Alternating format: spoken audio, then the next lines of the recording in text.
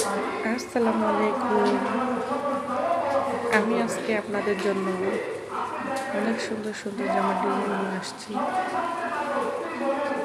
হ্যাঁ, যাদের জামার ডিজাইনগুলো ভালো লাগবে অবশ্যই হোয়াটসঅ্যাপ করবেন। আমাদের প্রত্যেকটা ডিজাইন ইউনিক, যা বেবিদের পরলে অনেক আকর্ষণীয় করে তুলবে, অনেক সুন্দর লাগবে। তাই গাইস, দেরি না করে